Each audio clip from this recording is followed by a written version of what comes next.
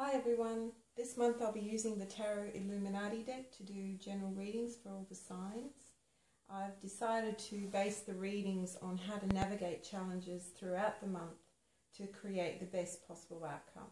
I hope you enjoy the cards and I hope you enjoy your readings. Hi beautiful Arians, today we're doing your January 2016 reading. We're going to find out what the energies are doing for you or around you in January and how you can best utilize those energies to your advantage to create the best possible outcome for yourself. Now let's get going.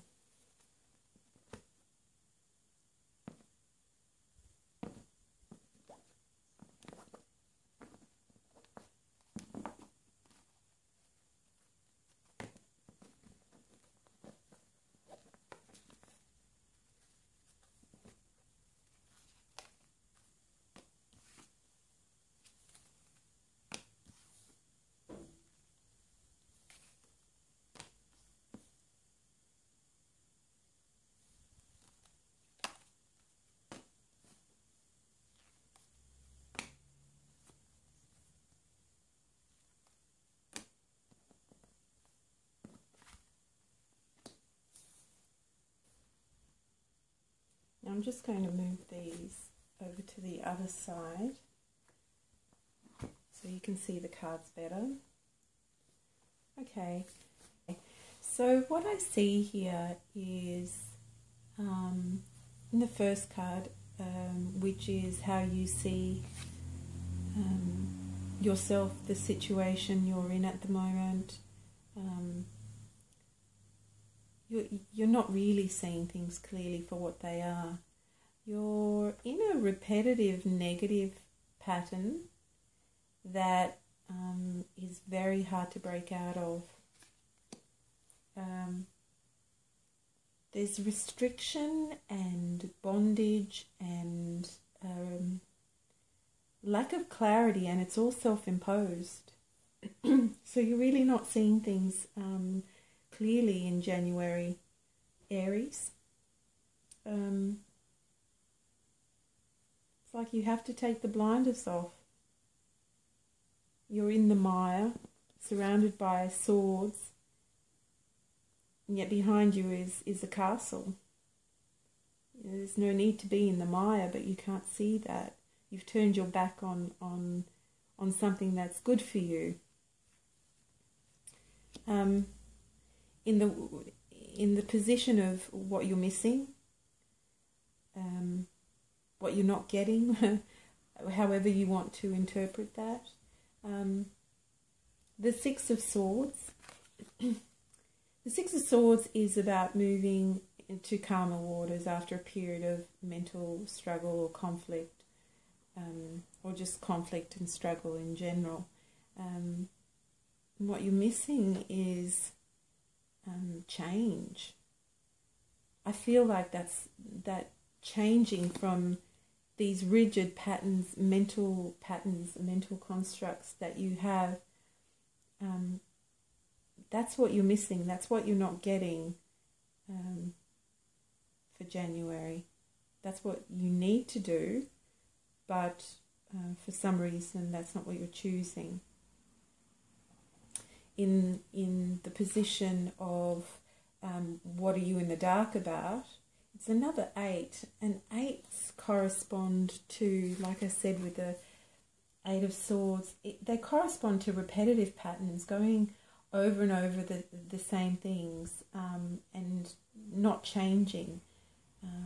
It's like you become so entrenched in a way of doing things that you can't see any other solution. So what you're in the dark about, usually this card is I see it as a positive of someone who's applying their skills diligently to their work. Maybe you're applying yourself too much to a situation and you're not seeing an alternative. You're not seeing an alternative to a problem that you have. You're just doing the same thing over and over again. And yes, you will achieve good results, but there's a feeling that there could be more. It's not just a job. It's like, I think you need something more. I feel like you're yearning for something more than just, you know, a 9-to-5 sort of experience. If we're talking in terms of a career or a job, you've become so entrenched in a way of doing something.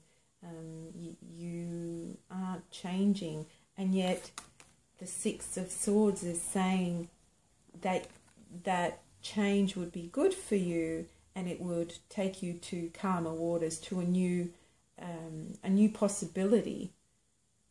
But you don't see that yet. This could apply to a relationship, but I feel more like this is in regards to something more tangible, something work-related, or home, or career. Again, in the fourth position of how best you can create more light in your life, or create a better situation. This is kind of the really good advice card, and it's saying in the wheel, which is the Wheel of Fortune in the Rider-Waite Tarot, it's saying change would be good for you. Change would be very fortuitous. Just like the Six of Swords, it would actually take you out of some rough patches that you've experienced. And the rough patches are really mental problems that you've had, anxieties about something that aren't real. They've been causing you some stress. But again, it's self-imposed, and all you need to do is change. Look for a solution that's different from what you've been doing. There needs to be a different solution to your issues. Think outside the square. Think outside the box. Think outside the swords that you have erected around you. Not letting new information to come through. Not willing to take a chance on something new. But definitely it's saying that you need to try something new to move forward in your life. It will be really advantageous for you. In the fifth position, you have the Star card, which is relating to what will be made clear to you, or what will be illuminated in the month of January 2016, is a sense of healing and hope. So I feel like if you take a chance, you make changes, and these two cards are major arcana cards. So the advice card and the clarity card are both major arcana, and so I think that's a really important message for you, that if you take a chance, you do something different, you'll experience some really good fortune, wonderful events coming into your life, healing, hope. It's a really beautiful card that is positive in so many ways, and that's it's strengthening the advice card here. I feel like it's really strengthening the idea that you will come out into smoother waters. You will find healing and hope again by making some changes in your life that you've been resisting. You're definitely resisting and restricting yourself more than you need to. And you're just focusing on maybe your daily grind, or however you want to call it, not infusing anything new into your life, not including creativity, not including something that will be different and creative.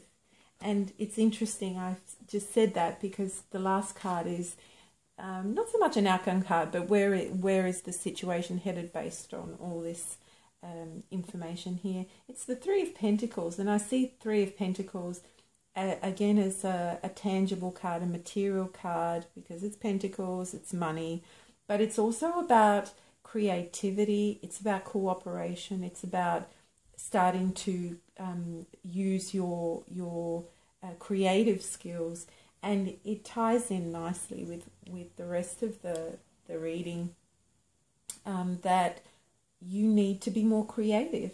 You will be more creative, and you need to allow yourself to be more creative to solve your problems, to solve the issues, the mental issues that you have, that maybe stubbornness in thinking. I find it hard to see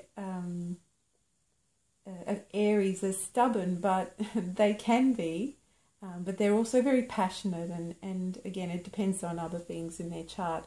But this is a beautiful card to indicate the creativity and the possibilities that are available once you take a chance to do something different, and that will create a healing in your life, a very intense healing in your life, because they are major arcana cards, and it will lead to more creativity and more opportunities to possibly even collaborate with other people in a more cooperative way than you have before. I normally always look at the bottom of the card deck, and it usually gives me an idea of what's happening, what is the foundation of the issues for the month. And it's interesting, another sign also had the star in the foundation position. The star card is the sun card. Sorry, I was looking at the star card. The sun card is a beautiful card, and it's a card that says yes to any situations, and it's saying yes.